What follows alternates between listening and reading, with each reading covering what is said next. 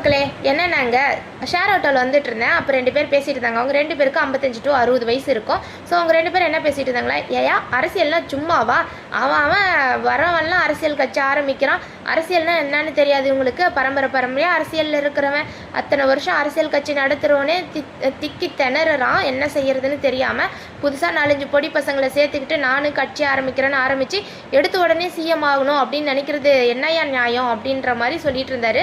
So அதை கேட்டுட்டு எனக்கு என்ன தோணுச்சுன்னா, ஏன் ஒருத்தங்க புதுசாக வரவங்க சிஎம் ஆகக்கூடாது, ஆண்டவங்களே தான் ஆண்டணுமா அப்படின்னு ஒரு கேள்வி. அது மட்டும் இல்லாமல் அரசியல் பேக்ரவுண்ட் இருக்கணும், அரசியலே தான் அவங்களோட தொழிலாக இருக்கணும் அப்படின்ற மாதிரி நினச்சா எப்படி ஒருத்தங்க அரசியலுக்கு வர முடியும்?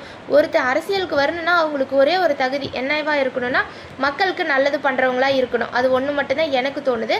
ஸோ அப்படி நல்லது பண்ணுறவங்க வந்தால் வரத்துக்கு சான்ஸ் கொடுத்தா என்ன தப்பு அப்படின்ற மாதிரி தான் நான் கேட்குறேன். ஸோ இப்போ நான் டிவி கேக்கு சப்போர்ட் பண்ணி பேசுகிறேன் அப்படின்லாம் இல்லை. புதுசாக வரவங்களுக்கு நல்லது பண்ணணும்னு நினைக்கிறவங்களுக்கு ஓட்டு போடலாமே அப்படின்னு தான் நான் சொல்கிறேன்.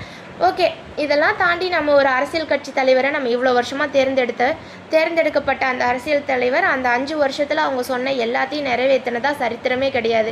ஸோ அப்படி நம்ம ஒரு புதுசாக ஒரு கட்சிக்கு இந்த வருஷம் ஓட்டு போட்டு அவங்க இந்த அந்த 5 வருஷத்தில் என்ன செய்கிறாங்கன்னு தான் பார்ப்போமே. மக்களுக்கு நான் கண்டிப்பாக செய்கிறேன், நல்லது மட்டும்தான் செய்வேன் அப்படின்னு வாக்குறுதிகளை அள்ளி விடுறாங்கல்ல.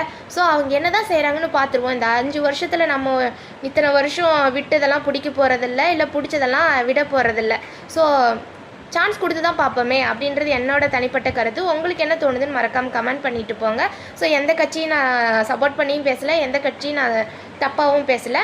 ஸோ என்னோட கருத்தை உங்கள்கிட்ட ஷேர் பண்ணிக்கிறேன். உங்களோட கருத்து வரலாம், இல்லை ஆல்ரெடி இருக்கவங்க தான் இருக்கணும் அப்படின்னு உங்களுக்கு தோணுதா மறக்காமல் கமெண்ட் பண்ணிட்டு போங்க மக்களே. நல்லதே நினைப்போம், நல்லதே நடக்கும். பை.